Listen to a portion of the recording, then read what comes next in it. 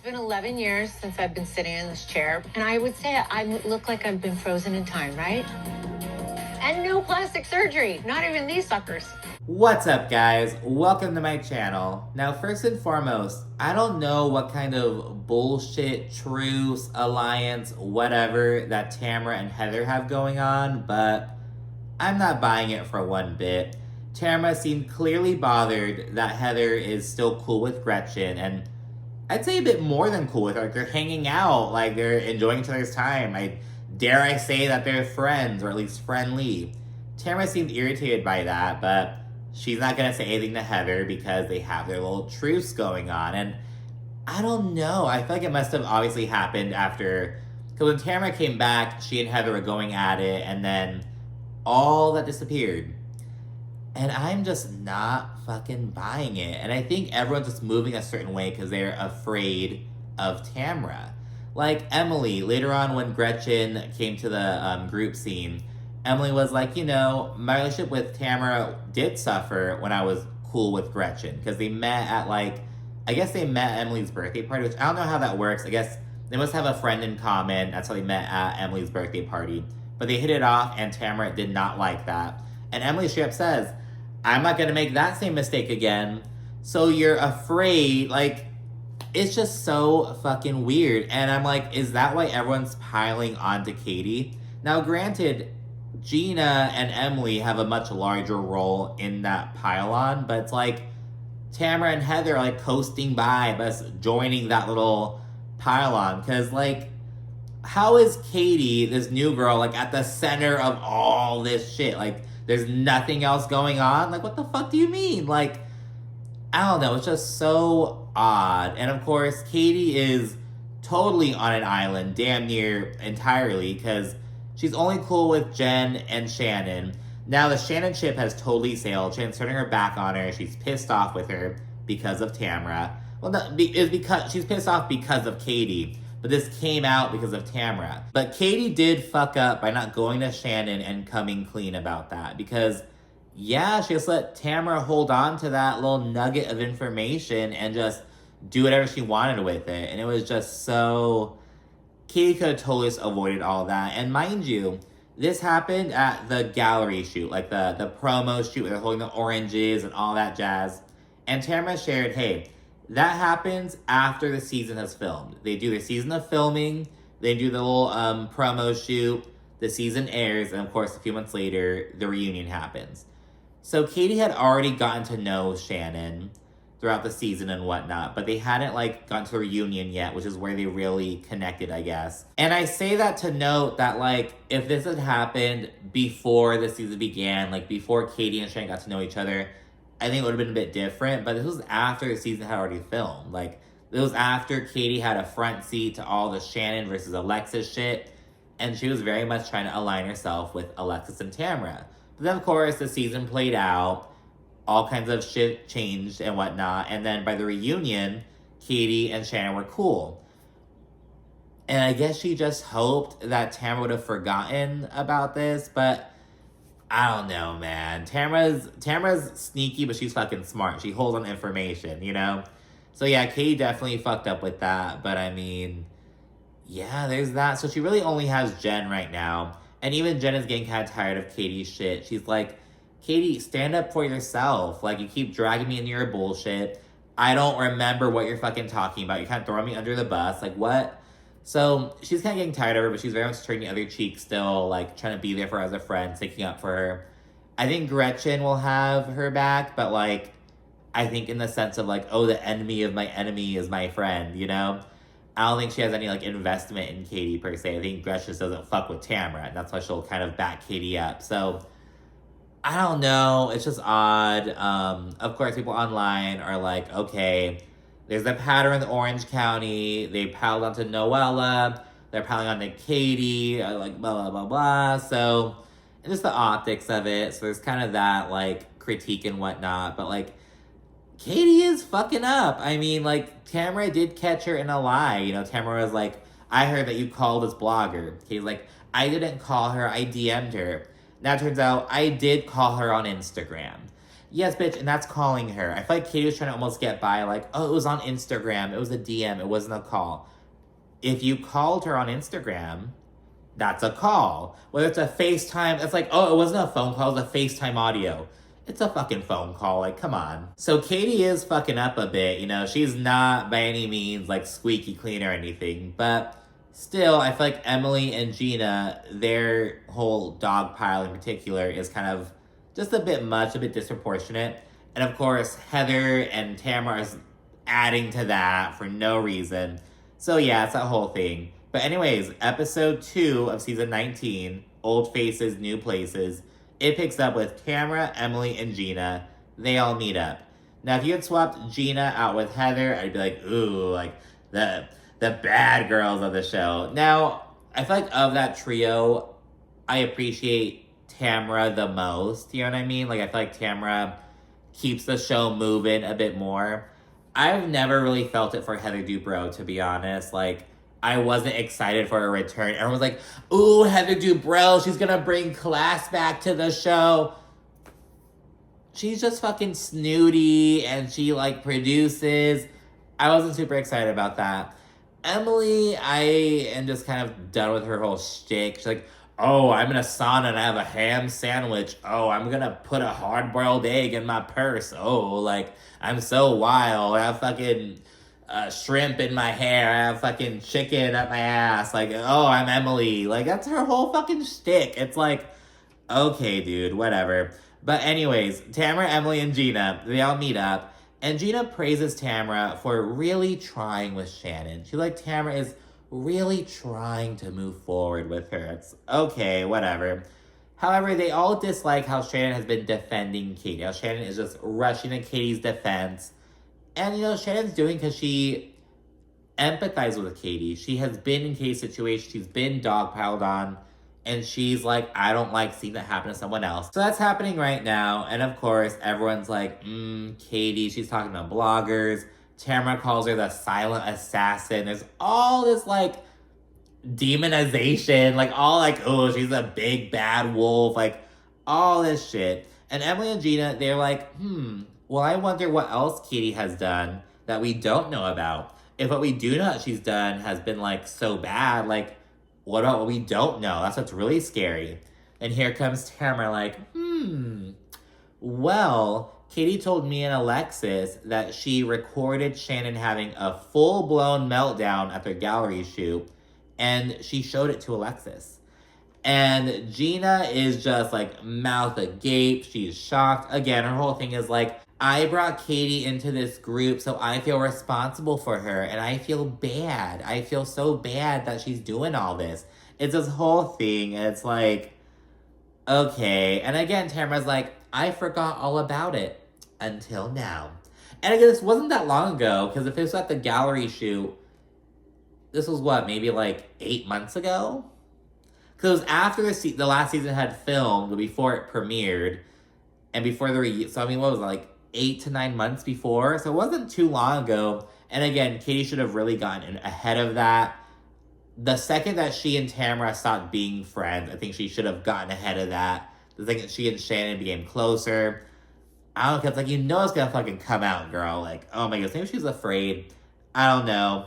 But anyways, the group says, hey, Shannon is here advocating for Katie. She deserves to know what really happened. So, again, that's how it all comes out. And meanwhile, Katie and Shannon meet up, and they debrief about the last event.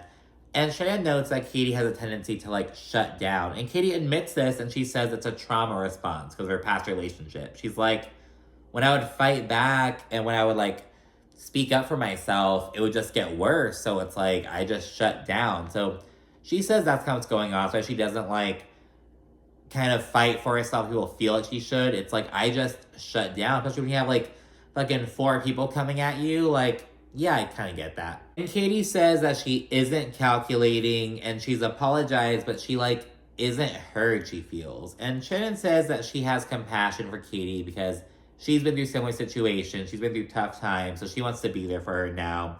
And Shannon affirms that she's going to be going to Katie's Hot Pocket. So Katie says she's going to have this Hot Pot event. Shannon and Emily call it a Hot Pocket, but she didn't affirm this at the table.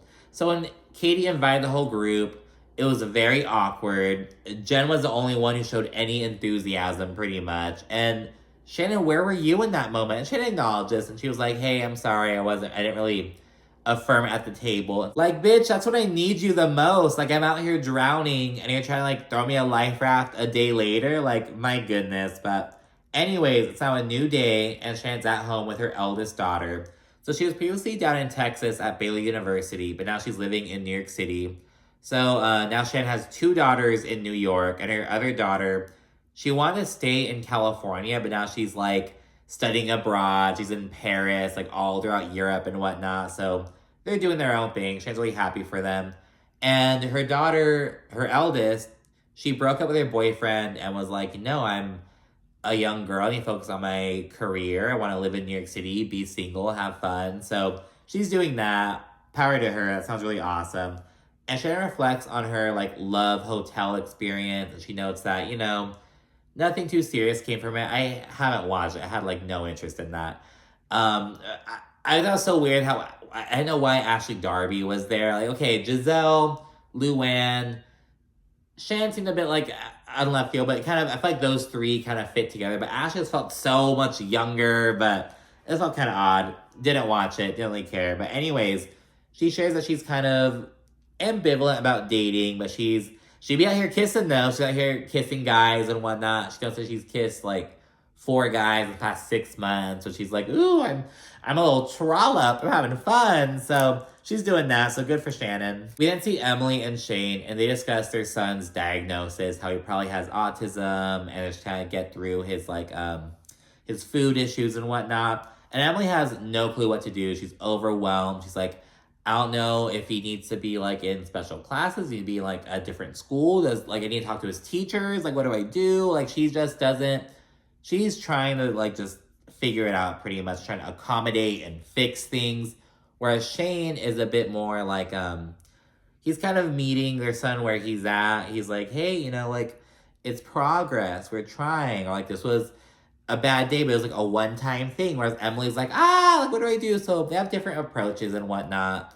I think that makes sense. You know what I mean?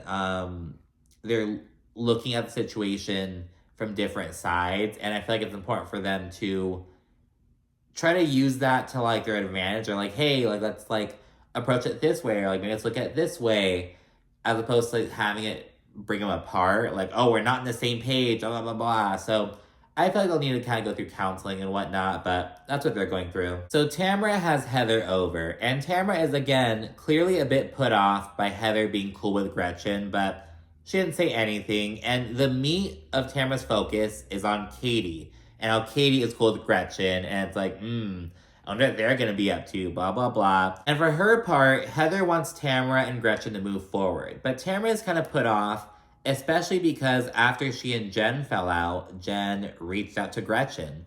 And, you know, Gretchen says that this happens all the time. Anytime any new housewife has problems with Tamara, she, like, runs to Gretchen. And I feel like that makes sense. Like, I mean, you know damn well Gretchen does not fuck with Tamara, you know? And speaking of Jen, Tamara then does a little segue, and she alleges that Jen is, like, wanting to, like, skin her and wear her face or something. She's like, oh, she wants to be like me so bad. She says that, like, she got her lips done. She lost all this weight. She's in the fitness. She wants to be me so badly. It's like, it's just so random. Like, okay, Tamara, like, whatever. Okay, this is her when I met her. She doesn't look that different.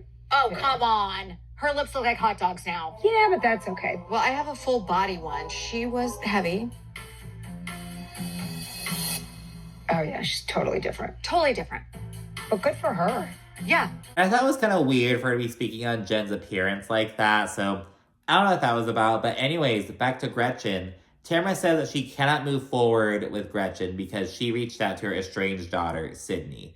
It becomes a whole thing later on, but yeah, that's Tamara's stance. She feels like Gretchen reached out to Sydney, and that was just going way too far. Jen and Ryan then have Katie and Matt over, and Katie notes that her man was kind of wary of getting to know Ryan because of all the allegations and whatnot, but they're all cool now, so it's like a little double date or whatnot, and it turns into a triple date when Gretchen and Slade come in. And Gretchen is relishing in the fact that Well, she and Slade haven't gotten married. They're still together. They're more in love, yada, yada, yada. And all of their haters have gotten divorced pretty much. The irony of so many of these women claiming it was a fake relationship is most of those women have gotten divorced since then. I just think the elaborate engagement was done for TV. Did she just pull this out of her hat? Last year, she didn't want to marry him.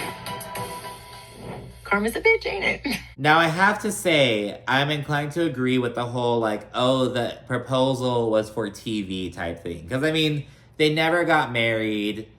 She proposed to him. Like, it was this whole grandiose, like, it was for TV, girl. And I know why you cannot admit that, but, like, I mean, come on now. But anyways, they're still together. They have a daughter.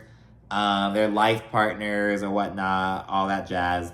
And yeah, Jen says that Katie has been going through it, and it's all because the group is afraid of Tamra and not Katie. Very similar to what's happening on Miami. They say that, oh, everyone's piling on to Lisa because they're afraid of Larsa. They're falling through and whatnot. So, yeah, it's just kind of shitty that it's like, all right, I need to pick a side. I'm gonna choose survival, bitch. Let's pile onto her, you know? Going back to Gretchen, though, she notes that, like, her issue with Tamra isn't, like, something that's stuck in the past. It's very much recent. Because a couple years ago, Slade's younger son passed away from brain cancer. And after that happened, Tamra was on her podcast alleging that he was still a deadbeat. She was like, it doesn't surprise me that his mother had to start a GoFundMe to pay for the funeral expenses, blah, blah, blah. All this shit. So Gretchen's really pissed off about that, rightfully so. And she notes that, hey, you know, that's why I have no sympathy for Tamra right now. Everyone's like, oh, she's going through a tough time, you know. Teddy has brain tumors, her daughter, and speaking to her still, blah, blah, blah. She's like, she never gave me any grace. Like, fuck that. So that's how Gretchen is coming in, and she says that Tamra, while she hopes that her therapy's working, she is a known liar and manipulator. So yeah, that happens, and now we see Katie's hot pot event.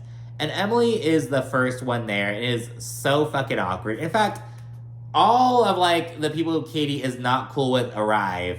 Shannon is, like, the third to last one to arrive. And then we get Jen and Gretchen walking arm in arm, the last ones.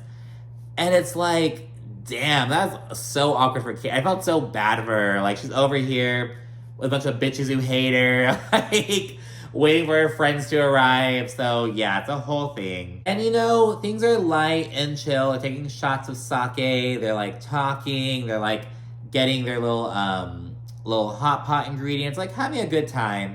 And then Katie breaks the ice and she thanks everyone for coming and she notes, hey, I feel like I want to start fresh with everyone. I feel like the group didn't really get to know me a whole lot. Like, she just kind of acknowledges she wants to move on. And Katie adds, you know, I'm also regretful for some of the things that I've done, blah, blah, blah. So she acknowledges that. Then here comes Gina. Well, I'm glad to hear that because you've done some really weird things in the past and making us all question how you're moving. And she notes that while Katie was previously like, oh, I never called the blogger, blah, blah, blah, she admitted to Tamra that she did do so.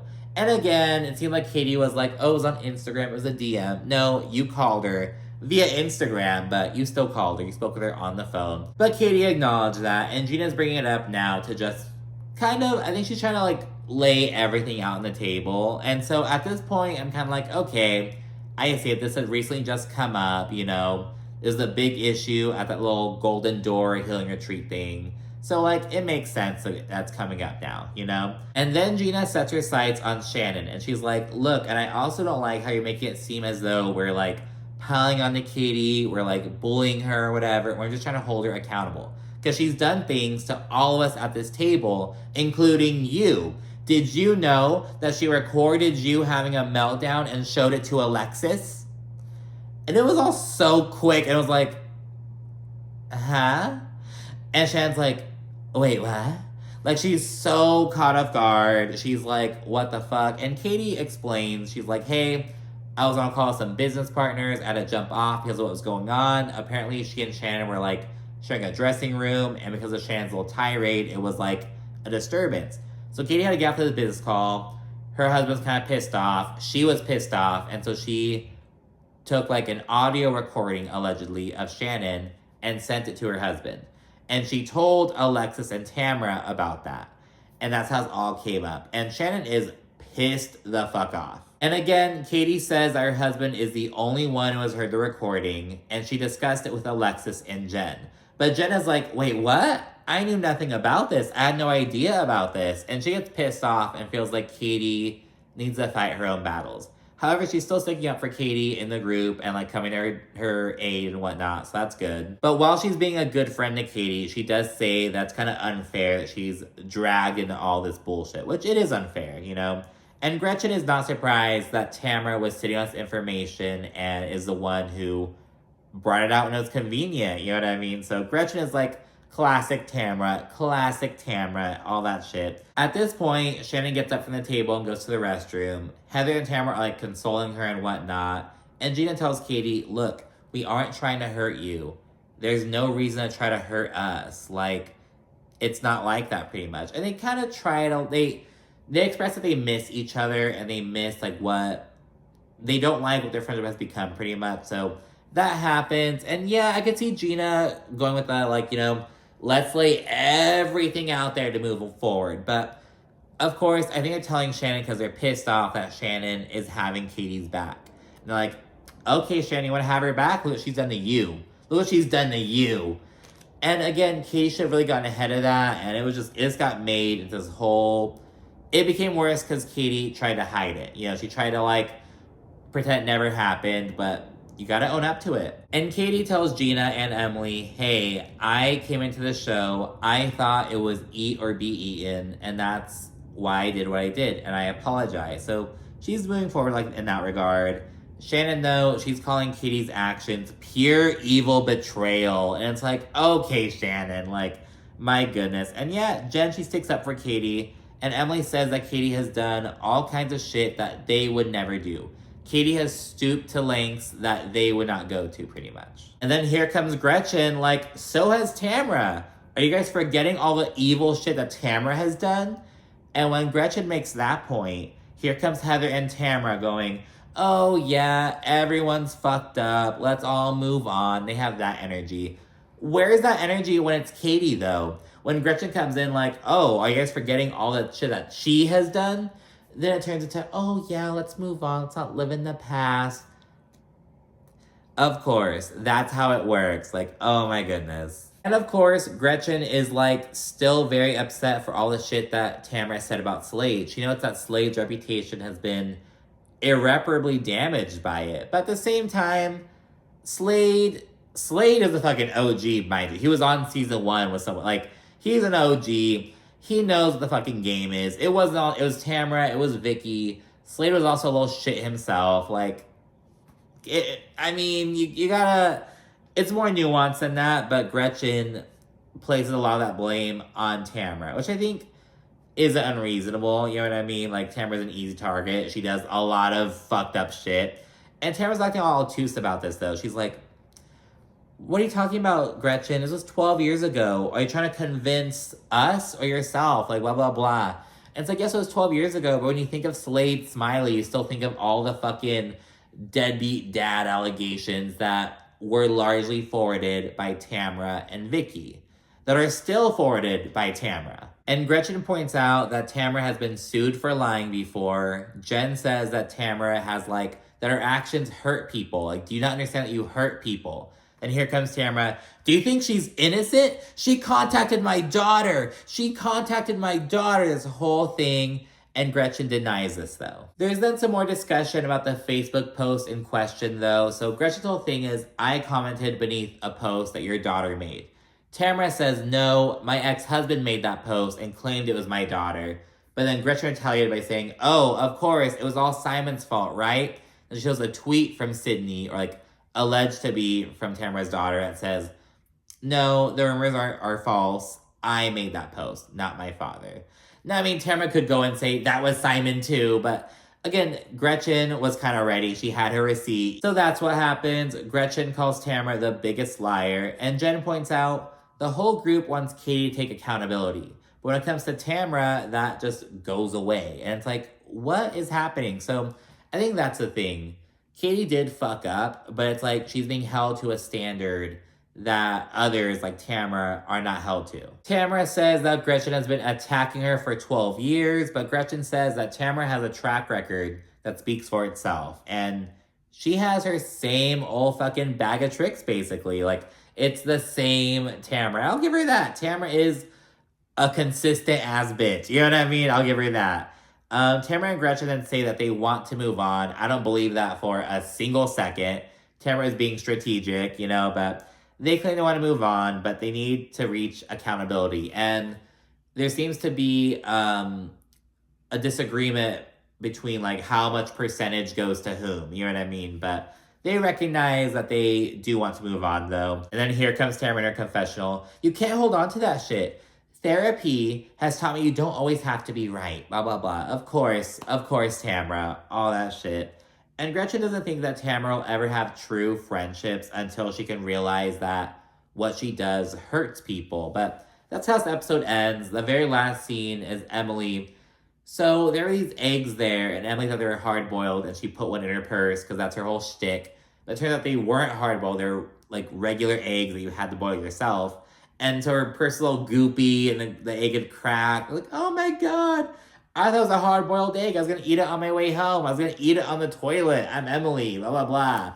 It's her whole fucking thing. I'm so tired of it. Remember last season of Emily on the first episode, she was like drinking water out of her dog's bowl. I hope to God that was a skit and that was a clean, like a clean bowl, but God, the objects are just so bad. Emily is just, I'm so tired of Emily. But anyways, that's it for this episode. Thanks so much for watching. Be sure to like, comment, subscribe, and of course, stay tuned for more.